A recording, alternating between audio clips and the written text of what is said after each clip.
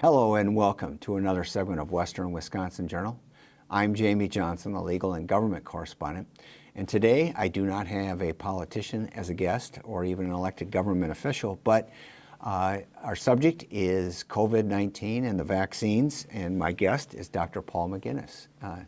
Doctor, welcome to the show. Good to see you, Jamie. Thank you. So, Dr. McGinnis, you are licensed family physician, not currently active clinical practice, but why don't you tell our folks how it is that you are here today talking about COVID-19? Yeah, I think a couple things. So I was fortunate enough to be able to step back from my clinical practice a couple of years ago. And around that time, I was also involved with the County Health and Human Services Board. And then a year ago, this whole pandemic thing started. And I think that as I watched the beginnings of that, as I watched the conversations in the community, it became apparent that there needed to be some solid medical voices, more broadly speaking to some of the concerns and thoughts, and trying to give people hopefully good information about what's known, what's not known, and things that they can work from. Okay. Well, I think that's very much appreciated because this has been a subject where there's been a ton of misinformation, and it very early on got highly politicized, so that certainly didn't help things either. Now, we're a year into this, and I personally find it a little amazing. I don't know what your opinion is on the ability to be talking about upwards of 20% of our population already having been vaccinated, considering we didn't even have any diagnosed cases 13 months ago in the state. Yeah, and I think actually the first diagnosed case was right around this time a year ago in St. Croix County. And it is really, truly amazing. This has been a phenomenal success for science, for medicine, for vaccination, for the ability of the worldwide scientific community to respond in a way that hopefully will and is saving many, many lives. Why don't you talk a little bit more about your background then?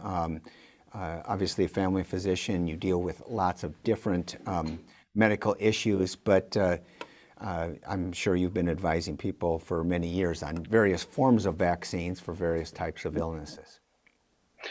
Yeah, so I basically finished a residency back in 1987, and following that came to Hudson, and I was in Hudson for over 30 years with the practice, and really owe a lot to the community, and had actually a phenomenal time taking care of the residents and the citizens of the area.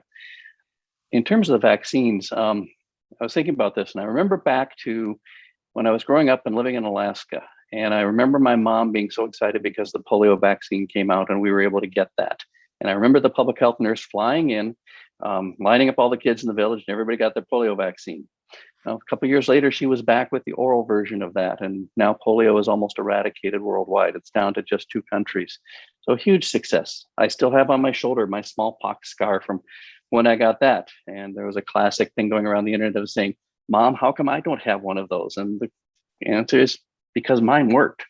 And I think, so when I think about that, I think about things like whooping cough and pertussis. I think about the vaccines I saw come into use during my medical career: HPV vaccines, a cancer preventing vaccine, the hepatitis B vaccine, the shingles vaccine, the chickenpox vaccine, the H flu vaccine, Haemophilus influenza vaccine. They've done some amazing things, and I've seen the results in the patients over the years that I don't have to treat for those things nearly as often as I used to many, many years ago. Well, we're going to see some in some of the questions later about maybe the impact of that. Like you mentioned, flu shot. That's something that I've gotten every year since before I turned 50. And anyway, so when it comes to the vaccines, we've heard about Pfizer and Moderna. They were the first 2, and then now Johnson & Johnson is out there. What are the differences between, and I know AstraZeneca is available in some places, but not yet in the United States. So why don't you talk about the differences in the vaccines? Sure. So Pfizer and Moderna are basically very similar technology, similar vaccine. That's that messenger or mRNA vaccine. Basically, it's a piece of that particular RNA that's packaged inside like I tell people, we're from Wisconsin, so I'm going to call it a pat of butter. So it's in a little pat of butter. It gets shot in your arm. The mRNA can get into your cells, because they're going to pick up that little pat of butter, and then it can go ahead and do its work and cause the cells to produce that little spike, that little protrusion that's so common and typical for the coronavirus. And your body sees that, goes, I don't like it, and develops the antibodies and the immune response to it more than just antibodies. So that's the Pfizer and the Moderna vaccines. Slight difference in how long until you need a second shot, but you do need a second shot with both those. They work a lot better with the second shot. They also have to be stored very, very cold. Pfizer has to be stored super cold. Moderna just has to be at freezing, simply below freezing. So that's a little easier for the public health folks in the vaccine clinics to handle. The next two vaccines, the Johnson & Johnson and the AstraZeneca, are basically what are called viral vector vaccines. So they do kind of that same thing of giving your cell some genetic encoding to help it understand how to make a specific spike protein. Now, it doesn't go in and mess with the DNA in the cell, so it doesn't do that. But that's just a different way of getting that information into the cell, that then the cell will produce the appropriate spike that will cause your body to react to it and develop that immunologic response that keeps you from getting seriously ill and oftentimes keeps you from getting the virus at all. Now, why is it that Pfizer and Moderna require 2 shots and Johnson & Johnson is just 1? The studies were done with Pfizer and Moderna with the 2 shots. So that's what we've got. There is some studying being done on, will 1 shot work well enough? Some parts of the world have talked about doing just 1 shot and then coming back and catch everyone else later. Now, Johnson & Johnson was developed with just the 1 shot. That's where the studies were. And so that's what the data is around. There are actually studies being done on Johnson & Johnson about actually adding a second shot to make it work even better, because it's not quite as effective as the Moderna and the Pfizer. It's still really, really good. The AstraZeneca looks like that's going to be a 2-shot series. There's actually some information out there suggesting that delaying that second shot may work better, but that I don't believe is a part of the information that likely will be submitted to the FDA in the next few days.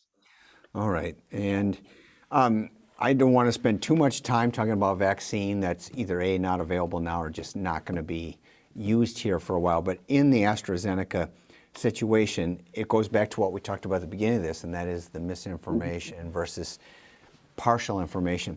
I know what it comes down to is, part of this modern miracle of science is also capitalism is driving it. There's profit motive, and there's a race to see who could get the first vaccine, and it means a lot of dollars. But AstraZeneca, got some information out there, and then they had to pull it back and say, well, maybe the actual effectiveness is 76%, not 79%.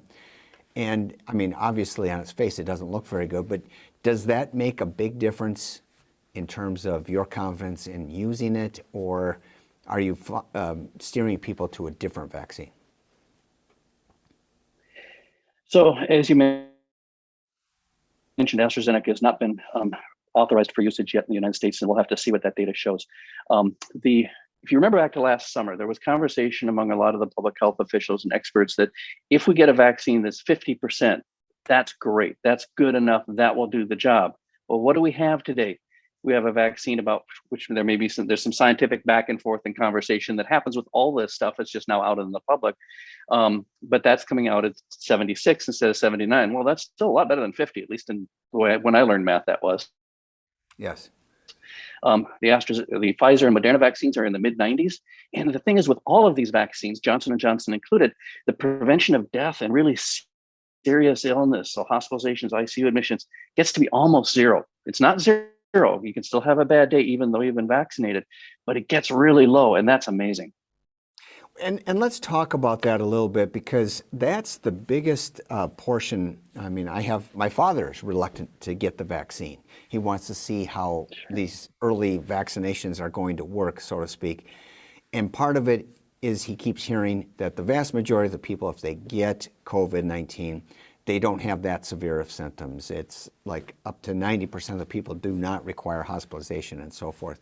So he doesn't see the big need for getting a vaccination. And what would you say in response to that, to folks who are just out there saying, I don't know what the big deal is. I know 3 people who had it and they were home for 2 days and they were back at work and they were fine. Yeah. That's the hard part with any type of disease situation. You can have a bad heart attack and do okay. walk out of the hospital, be great. You can also have a bad heart attack and never wake up. It's the odds, it's the risk. And so what you're doing is you're really playing an odds game.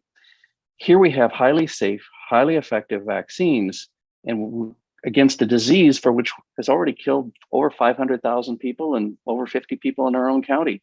How many of the vaccine hasn't killed, as far as best we know at this point in time? Anybody. Those are odds I'll take every day of the week, because I don't know whether I'm going to be the guy who gets a serious illness. The second piece about this is there's quite a number of folks who end up with what's called the long haul syndrome after getting COVID, where they have these symptoms like brain fog or fatigue or inflammation or other things that just last for a very, very long time. And we don't know whether some of those will be permanent or some of those are going to be temporary.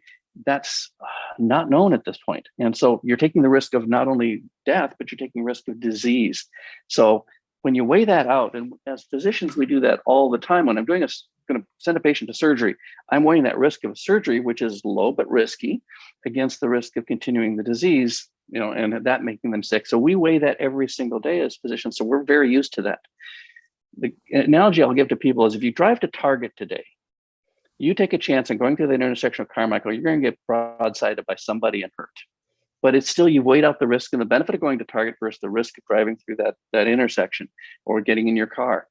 And so we do that all the time. So when you look at these vaccines, the risk of the vaccine compared to the risk of the disease, it's probably safer than driving to Target, frankly. Okay. Now, with the vaccines out there, you had mentioned how AstraZeneca is not authorized for use in the United States. The pushback I'm also hearing is that not only is AstraZeneca not approved, but the FDA has not approved Pfizer, Moderna, or the Johnson & Johnson vaccines. What's the difference? Why are we using a vaccine if the FDA has not authorized or not approved it, if you will? Yeah, and you walk just right into that semantics. So there's a specific process called FDA approval. That is the signature that, yes, the FDA has approved this particular medication for utilization for this particular condition. And that process is one which is rigorous, scientifically driven, independently reviewed, because that independent panel then feeds the information to the FDA, and then their own people take and make the decision from that independent panel. And that oftentimes takes place over years. An emergency use authorization. So these vaccines, the Johnson & Johnson, Pfizer, and Moderna, have all been authorized for use in the United States. That authorization is an emergency use authorization. It means simply that the rigor is still there. The scientific rigor is still there. They went through the phase 1, phase 2, phase 3 trials, and some of the phase 3 trials that they went through were actually significantly larger than phase 3 trials for many of the other medications that we use routinely in medicine. They went through all that. They were independently reviewed. They were reviewed by the FDA scientists, and they said, yeah, this is good enough to go, but we don't have as long as we typically would like. We don't have that 1, 2, and 3 year time frame that we really would like to see to make sure that we've captured even these really remote events. Two reasons for that. One is it simply wouldn't be ethical to wait. You don't want to wait 2 or 3 years while people are dying at the rate of over 500,000 so far, because that's not going to slow down. And so this is simply not ethical. The second reason is that the second thing now is at this point, we have in this country, over 25 million people, I believe, have had at least their first dose of vaccine. So we've been accumulating a lot of information really, really, really fast. And so far, nothing has really popped up that didn't pop up in those original trials to any great extent, other than there have been a few allergic reactions. But that number is actually pretty low and kind of consistent with what we see with some of our other vaccines. Okay. Now, when we talked about the politicization of this issue and everything, and, even the masks that I've got mine here, is an issue. There's people that are super reluctant, feel it's an infringement of their rights to be wearing it and so forth. And frankly, even the CDC was very slow in saying, hey, maybe it's a good idea to be wearing masks to slow this. I know it's hindsight 2020, but is there going to be a time soon where the masks may not be necessary, but are we going to be like over in Japan, where mask wearing has been part of a practice every time they have an outbreak of any kind of disease? You see a big increase in the use, but there's people that use them still in common areas like airports and so forth. So there's a whole bunch of little questions in the larger question you asked. I think there will be a time that does come where indeed we don't have to wear masks all the time, that they won't be strongly recommended or encouraged in terms of, anytime you go into a restaurant or a store or get together with a group of folks that you wear the mask. I think that time is coming, and I think that time is going to be here in the next few months. Now, is it going to be 1 month, 6 months? I can't tell you for sure. I'm thinking we're probably going to see that sometime midsummer. But things can change. It depends on the vaccine rates and how many people take those, and if there's anything that pops up with the variants that at this point isn't anticipated. So I've got my fingers crossed that we'll have less need for those masks by mid or certainly by the end of summer. That being said, the masks have been highly effective. There's no question about that. There's not a credible scientist out there that's saying that they didn't work and don't do a good job. The case in point is the flu season this year. Because of our distancing, because of the masking, because of the hand washing, because of everything that's happening in our schools, there's been almost no influenza this year, the first time in decades, as long as I've been in practice. And that's amazing. And I think it's because of these stupid little things we all have to wear from time to time when we go out. And like everyone else, I'm not a great fan of wearing them. On the other hand, I'm not a great fan of getting sick either. And so there may be good reasons for people in this country to adopt some of those things that have been used in Asia, which is it's the middle of the flu season, if it's winter, if you're going out, especially if you're a vulnerable individual who has a lot of health conditions, wearing a mask in public spaces, probably not an all bad idea. Maybe our kids should be wearing masks more often in school. Not necessarily an all bad idea, because the rates of illness have dropped and it does work. Now, there's lots of disadvantages to it, and I'm not going to get into the whole conversation around that, but voluntarily, I think a good idea. So besides the mask wearing, is there other things that are driving the lower flu numbers? And we're just talking flu here, not COVID. Yeah, I think it's that whole combination of the distancing and everything else. I think that the efforts the schools have put into disease management, disease mitigation, because we know influenza, different than COVID, moves through the schools. And there's some very elegant studies showing that if you vaccinate school populations, your death rates in nursing homes actually go down from influenza. And so all those things that the schools have been working really hard, and families have been doing, and kids have been doing, and parents have been doing, I think are making a significant difference in the community, and then the general community at large. The other piece that I think is really, really important is people have been told to stay home if you're sick. And I can't tell you how many times I had somebody in my office coughing and sneezing all over the place. And I'd say, great, you don't have pneumonia. Oh, good, I can go back to work today, doc. And the answer is no, because you're going to make all your coworkers sick.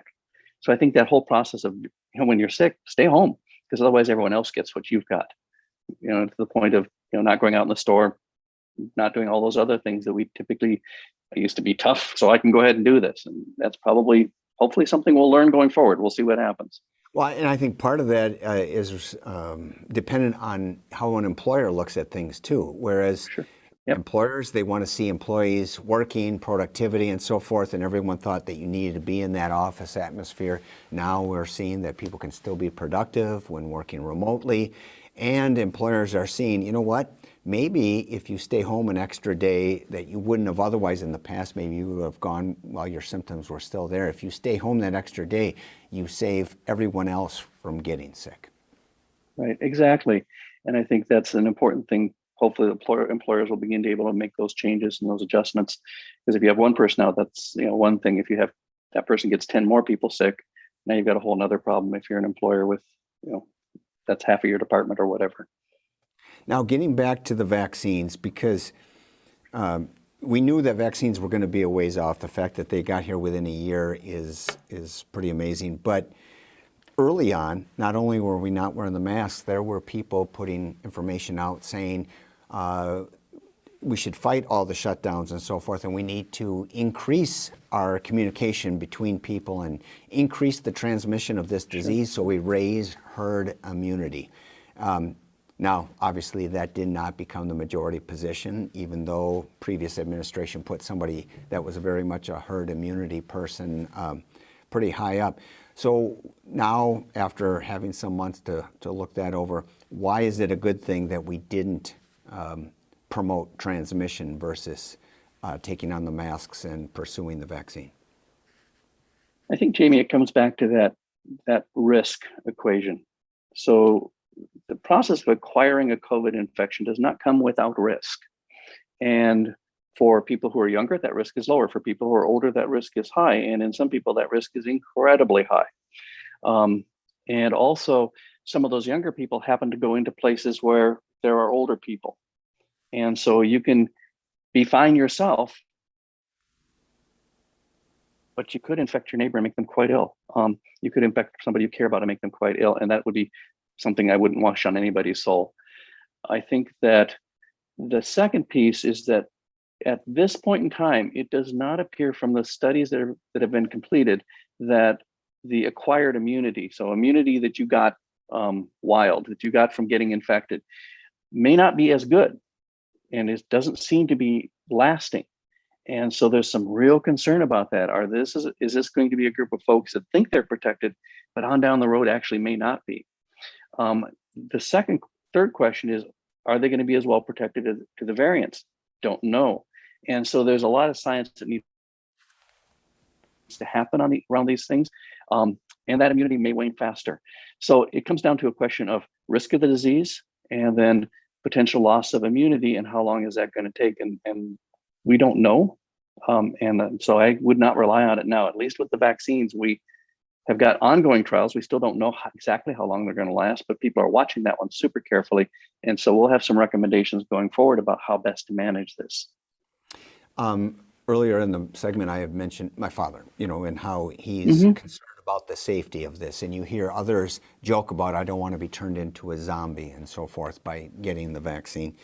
Can you describe a little bit about the safety of the vaccine and the risks that may be associated with that versus the risks of going unvaccinated?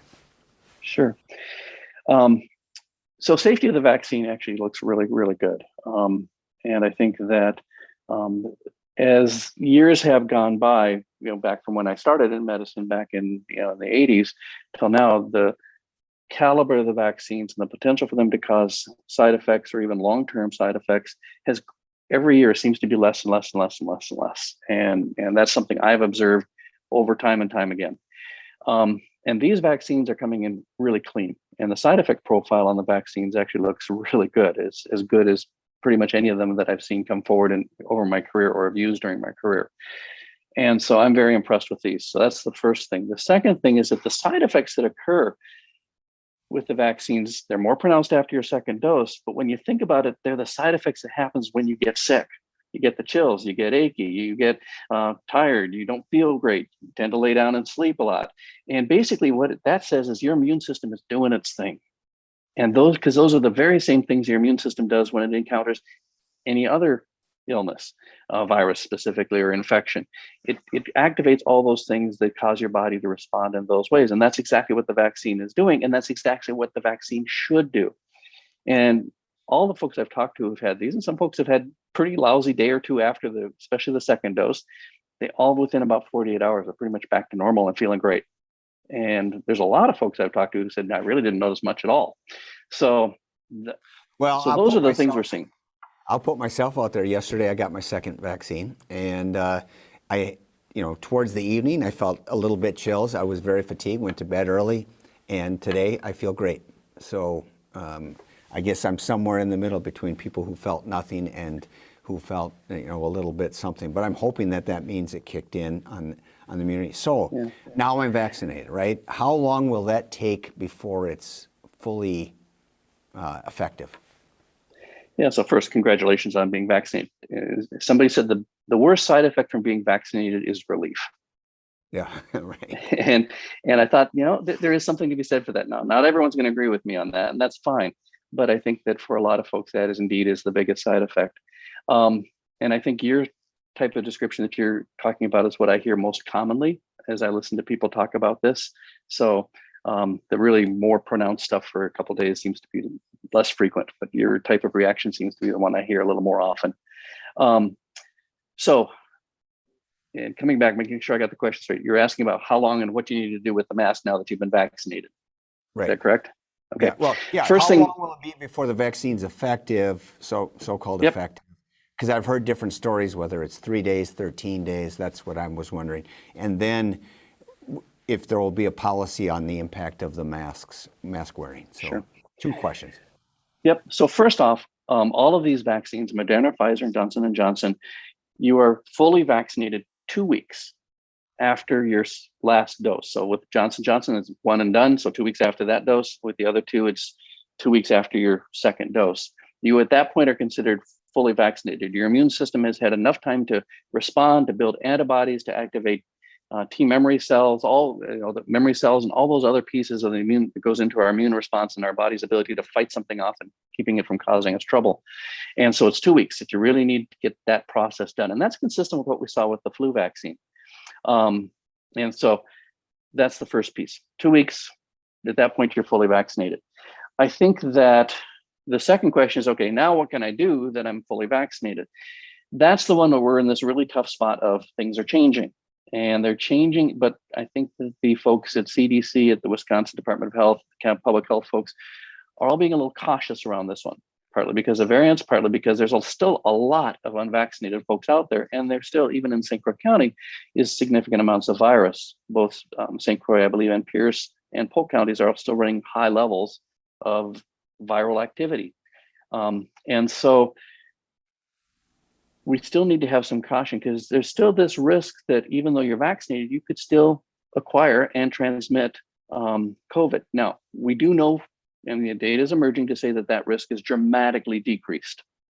But I think in kindness to our friends, our neighbors, and those who just may decide not to get vaccinated, we should really continue with all these precautions to help protect them and help protect our communities. So where things are at right now is that if you've been fully vaccinated, you can get together with small groups of other fully vaccinated folks. I'm thinking 2 or 3 households.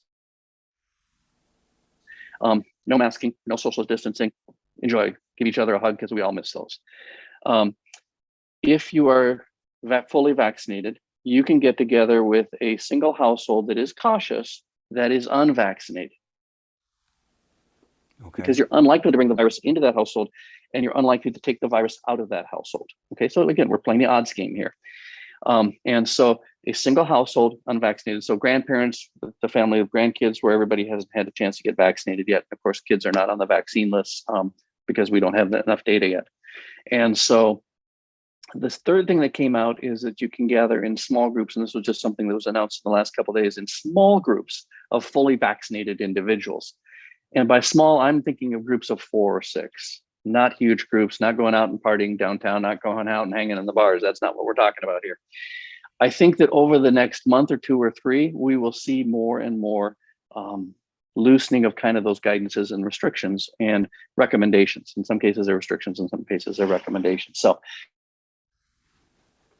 it's coming, but I think, we've been at this for a year. And as I tell people, as we started talking last year, this is a marathon. We knew it was going to be a marathon. And we knew that the end of the marathon was getting 70 to 80% of our population vaccinated.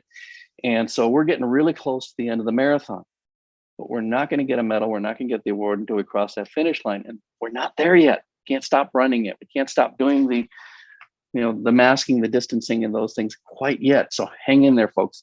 I'm optimistic, hopeful, and not an official position in any way, shape, or form that by July we'll be in a situation where it will look very different than it does today. So you've mentioned some of the more obvious or well advertised precautions: the masks, the hand washing, physical distancing. Even though with physical distancing, it's been somewhat relaxed from 6 feet to 3 feet, depending on the setting, which is very important because in a school setting, you've got lower transmissibility among children. So that's why I think the CDC said 3 feet's okay. Is that your understanding? That was my understanding, that there were some fairly good studies coming out of schools that demonstrated that the potential to spread among kids within 3 feet was lower. Those studies didn't address the spread to adults. And so we don't know for adults. And we know in St. Croix County, most of our transmission is adults, 20 to 60. That's where it spreads around. I think the second piece, and this is my own opinion, not that I've seen anything written in CDC, but there's been a real effort to get schools open and in person because there's still a lot of schools that haven't gone that step. And many of them are in situations where they simply don't have the physical plant to allow anything different. And so how do you get that going? Well, 3 feet seems to be pretty low risk. keeping kids out of school seems to be, as we've learned, a high risk proposition. And how do you balance that risk benefit? Maybe 3 feet is a reasonable thing to do. And I think that was a reasonable call to make from that standpoint. I think the most important message that I saw starting in the fall time is that for schools, for businesses, for organizations that really did the masking, really did the distancing, limited the gathering, encouraged people to stay home when they're sick, made it easy to stay home when you're sick, all those kinds of things. Those places didn't tend to have a whole lot of spread. Places that didn't do that tended to have more viral spread. So I think that it just says that those things worked. And I think the studies prove that, but that's my opinion, is those places that did that, it worked. What about the use of supplements? I was doing some reading. I heard about using vitamin A and B and C and D. Is that something that is also just a good idea for general immune system building? Yeah, so I think certainly we all should have done this about 2 years before last March. There are lots of things you can do to kind of fine tune the immune system. So regular exercise, probably number one. Healthy diet that's long in fruits and vegetables, because those have all of those things you just talked about. Thirdly, I'm a big fan of getting things naturally. So I like to get my vitamin C from an orange as opposed to a pill. I like getting my vitamin D from a nice piece of salmon as opposed to a pill, although and also in our area, it's a little harder to get vitamin D during the wintertime. Vitamin D, C, and zinc, those have some pretty good data behind them. So finding natural sources for those, I'm really an advocate for. Getting plenty of rest, working on reducing stress levels. Those also have huge benefits for the immune system. Now, there are some folks who feel that that's sufficient. I think it's important. I think it's really important. I think it's more likely to give you a low risk disease. If you happen to have the misfortune to get COVID, you're less likely to become seriously ill with it. But I don't think it's sufficient, because again, you're rolling that dice, and sometimes it's going to come up with a bad number. And that's the thing that we've seen all too often. Even though you may have a great immune system and you're a real healthy individual, you draw the bad luck card, and life doesn't go real smoothly. So I think also if you have health issues, that is a bigger risk too. So if you have underlying things like diabetes and obesity, with all of these precautions, you don't want to just employ one, like washing your hands, and still do all the other things and violate the distancing. So all of these, if you build them on top of each other, what you're doing, we're talking about reducing that risk, and certainly the potential for the really adverse. I've had the unfortunate circumstance of having attended 3 funerals of people who have died from COVID. And when I tell people that, there are people who say, oh, did they have pre-existing conditions? Because right away they go there. And that was true in one of those instances, but the other 2, no, it wasn't. And people have this notion that, well, as long as I'm relatively healthy and not over 65, I'll just go ahead and get it. But as you mentioned, even if you get it and you don't have bad symptoms, that doesn't mean that you end up potentially transmitting it to others who then could die. And that's something you don't want on your conscience. I think that's been one of the hardest things about the COVID, and the hardest thing for folks to understand is that there is asymptomatic disease and asymptomatic transmission. As much as 40% of COVID infections are felt to be asymptomatic. It's great for that person. The problem is every time they breathe, cough, blow their nose, they're spewing that virus all over the place, and they don't know who they're infecting, whether it's the wife of somebody who is really vulnerable, whether the person who's next to them happens to be going into the nursing home to work as an aide the next day. It's those kinds of things. And so that's the hard part, is that asymptomatic transmission. I think you mentioned the analogy that's been used as Swiss cheese, and you have a hole when all the holes in the Swiss cheese line up. But if you get lots of layers and the holes are in different spots, then it's really hard for something bad to get from one side to the other side. And that's a common analogy used in aircraft safety, airline safety. It's now being used in medical safety, is trying to make the holes as small as you can and trying to make sure you have lots of layers so that the holes never line up, so that something bad happens to the airplane flight, to the patient, or in this case, to spreading COVID within a community. The biggest piece of Swiss cheese with the smallest number of holes are vaccine, without question. It has very few holes. That's what I was going to get back. You're still saying of all the things we've discussed today, the vaccine is going to be the key. And so, as they said, it doesn't matter if we have 300 million doses sitting in a factory. They got to be in arms to be effective. So, two questions. One is, how do people find trustworthy information about vaccines? And two, how do they get a vaccine? Yeah, so let me take the first one. First of all, the county website and the county folks have done a lot of work on trying to create information sources. And so you can go there, stcourtcounty.gov. So that's the first place to look for good information. Second place is Wisconsin DHS has great information. The Minnesota Department of Health has great information. Thirdly, you can always look at the CDC. That information is very rigorously curated and I think has been pretty solid.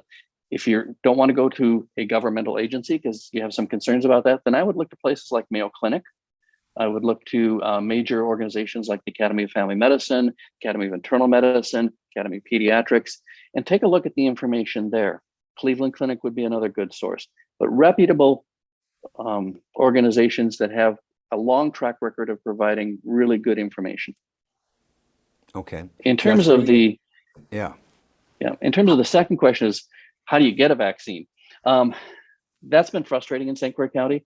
It's been a little slower than I think everyone would like for a variety of mostly good reasons. First of all, it's just taking a lot of time to get the vaccine out. And the second thing is that there's a large number of people that want it. And like anything else, you've got a high demand, low supply. Can't get it to everybody right away. I think by the time we get into June, July, everyone who wants a vaccine will be able to get it. But I think it's going to require some of that patience in the middle, and that's the hard part. I know we're up to over 75% of our over 65 population in the county vaccinated. That's great. Those are the folks that really need it first. Our healthcare workers have been highly vaccinated if they want it. Those are the folks we really need to take care of us if we happen to get sick with this thing. And now they're able to work into other groups. Wisconsin is just opening up the group for folks over the age of 16 with underlying health conditions. And there's a list of that in the Wisconsin DHS website. So it's coming. It's coming. Minnesota just announced today that they'll be opening up at the end of March for everybody. Now, as the public health nurse for St. Croix County says, Kelly Engen says, eligibility does not equal availability. So just because you're eligible doesn't mean it's there. So in St. Croix County, our healthcare providers have really stepped up to the plate, and they're working through their lists of patients and trying to figure out, okay, who should really get this first because they're the most vulnerable. And so they've worked down those lists of their patients, whether there's Health Partners or Western Wisconsin Health or Hudson Physicians or Alina or Fairview. And they've been very, very good and very diligent about that. It's the way it should have happened rather than some places where they've just kind of thrown it out for a lottery, which I think ends up with some of the folks who really should be protected not getting protected this soon. And so they've been very diligent about that. The county has also been very diligent about trying to capture specific groups. So like our law enforcement folks, our first responder folks, some of those childcare workers and things like that, healthcare providers that are not parts of health systems. So they've kind of taken on that role. Then the federal government has rolled out a program through the pharmacy. So that's your Walgreens, your Freeman Drug, maybe Walmart in our area. That's been announced, not for our area, but broadly nationally. And so some people have been able to get shots there or been able to travel to other counties or other communities to get the shot at the pharmacy there. So watching those individual sites because they're not that part of that larger county site. So okay. Lots of spots, but it's just a matter of getting it out there. Right. And you pointed out that eligibility doesn't mean availability. And I heard one person that was from this Hudson area drove as far as Black River Falls to get a Johnson & Johnson single dose versus, staying here where Moderna and the Pfizer shots are mostly administered. So what would you say to somebody who meets the eligibility? Would you advise that they wait or that they drive long distances to get a shot to save getting a second shot in the case of the Johnson & Johnson versus the Moderna? I'd say that's a really individual decision. If you really feel it's important to get that single shot, then great. If you're comfortable driving those longer distances, that's fine. It's really about getting shots in arms. But again, some folks may not be able to do that, may not be as comfortable with that. It's going to be here. It's going to come. It'll be over the next couple, like I said, I think by June, we're going to have plenty of vaccine. That's my guess at this point, educated guess. So. All right, very good. So you would say get the vaccine, number one. After you get the vaccine, still practice the mask wearing and the physical distancing. But It all depends on who's in the room with you, if they're unvaccinated or vaccinated. Is that correct? Not quite. If it's a Okay. single household individual and they're unvaccinated, they're in the room with you, go ahead and get close. That's great. Give them the hug. You can take the masks off because the risk is low, especially if they tend to be a low risk individual. It's one household kind of a deal. Now, if you're going to go down to the bar and hang out, no, masks should be a good idea. If you're going to get together with a whole bunch of friends and talk over a cup of coffee, yeah, you should be masked and distanced and things like that. So I would agree with you there. So in private with very small groups that you know well that are vaccinated or just a single household, you can take the mask off. You don't have to distance. If you're in larger groups than that, or if you're in public, you should still do all those things. Very good. Well, we've gone over our time a little bit, but I think it's been informative, and for me anyway, and I appreciate your time. Any other information that you want to impart on our viewing audience? I would leave folks with two things. So this has been a very hard year for everybody. There's been lots of different opinions, and I think we come back to being kind and being thoughtful and treating each other with respect. And I think that's really important. The vaccines are coming. Right now, we're in that unfortunate situation of having not enough vaccine and more arms that really want it, but that's going to get better. I think normal is within sight, but let's not stop running the race before we hit the finish line. Okay. And these vaccines are very safe and very effective. And actually, I'm pretty impressed with what they've got out there. And you would prefer people not wait if it's available to get it where you can, when you can. The best vaccine for you is the one that's about to go into your arm. Okay, very good. With that, thank you, Dr. McGinnis. Appreciate you coming in. Maybe we'll have you on here in another 45 days or so and see how we're running that race, if we still have to get to that finish line, all right? You can hold my feet to the fire. All right, very good. Thanks a lot, Jamie. And we'll see you at Rotary, I guess, Wednesday, right? I look forward to it. All right, very good. And I want to thank our viewing audience for watching another segment of Western Wisconsin Journal. Please be safe and get vaccinated. Thank you for watching.